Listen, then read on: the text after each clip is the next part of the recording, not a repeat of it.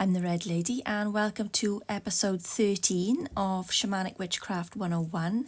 Today I'm talking about the differences and the similarities as well between witchcraft and shamanic initiations. So if you're new to witchcraft or shamanism and not entirely sure about initiation and what might be the best option for you personally, or if you're just interested to know, stick with this video because I'm going to explain these options to you. So I'm going to start off with witchcraft initiations and then move on to shamanic initiations. I'll also briefly cover initiations of other types of magical and spiritual orders.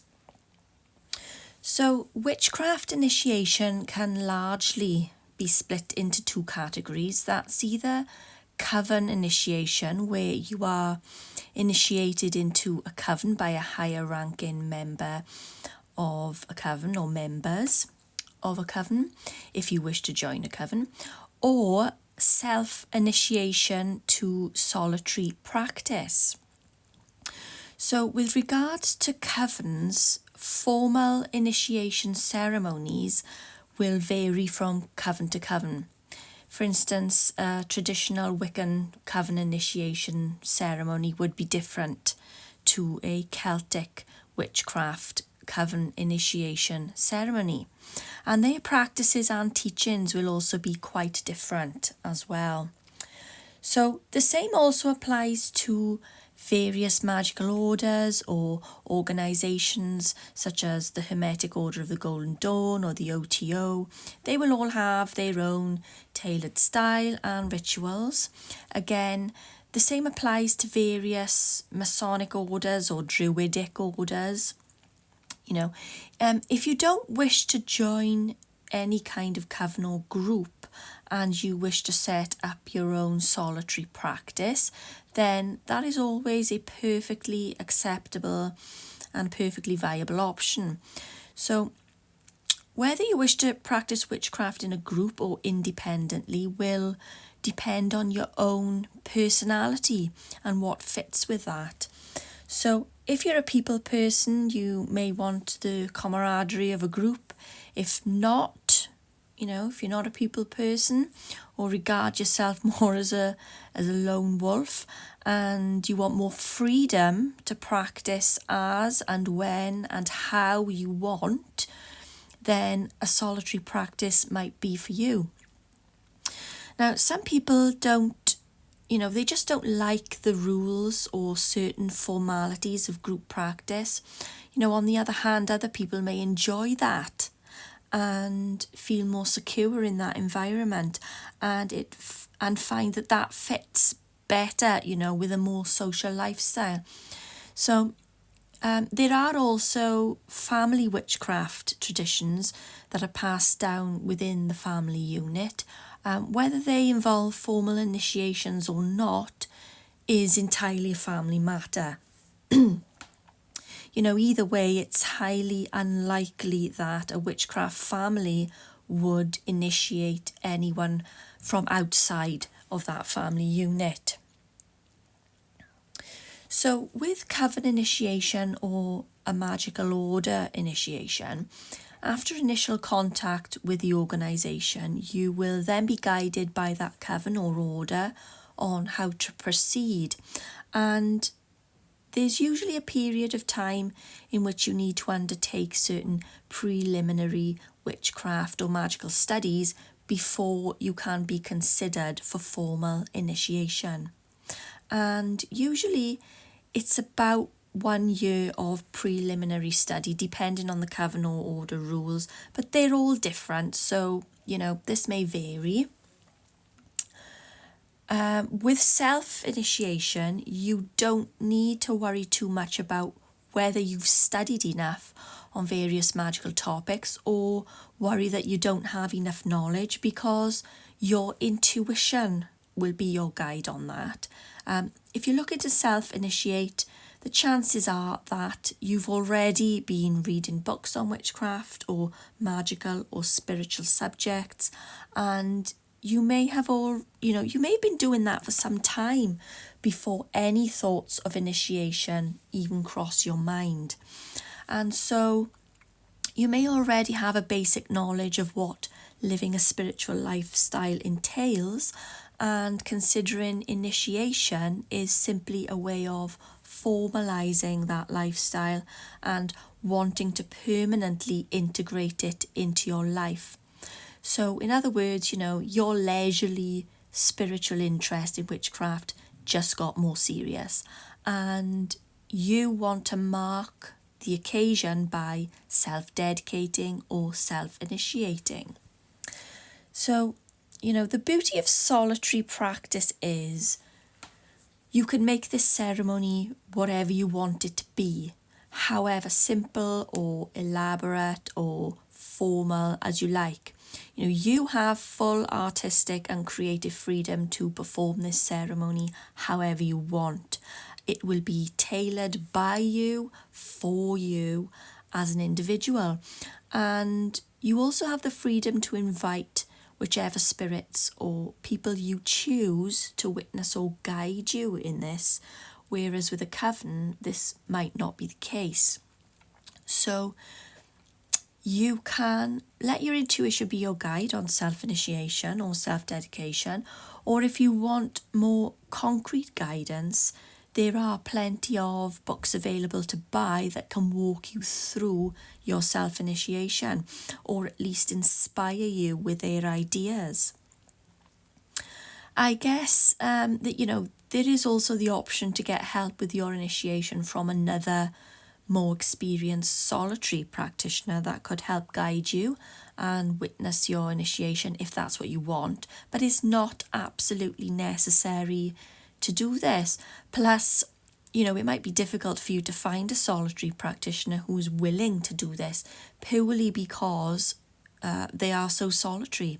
They might not want to.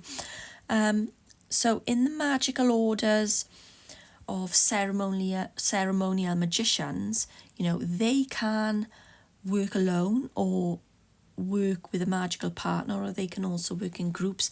I guess the same applies to witchcraft here. You could easily work in pairs if you wanted to.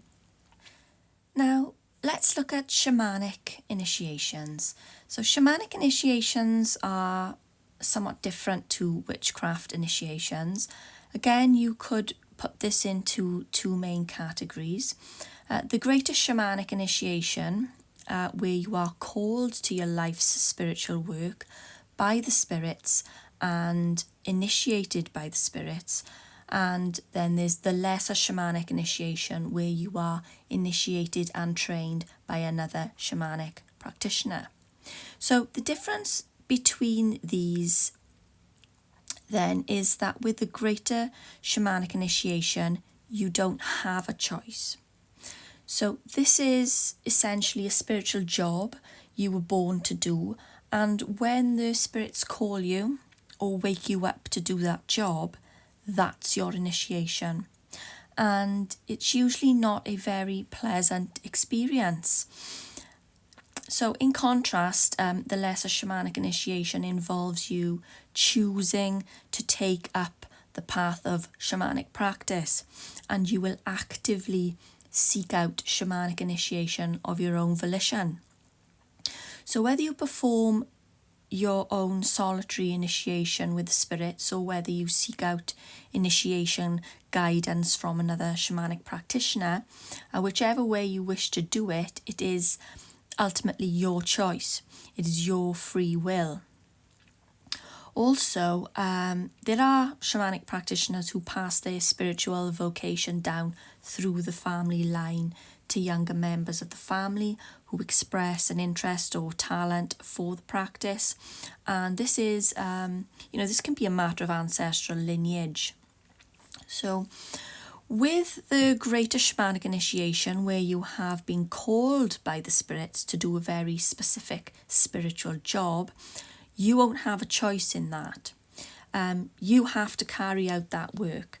So you could say that the called shaman doesn't have any free will in this matter.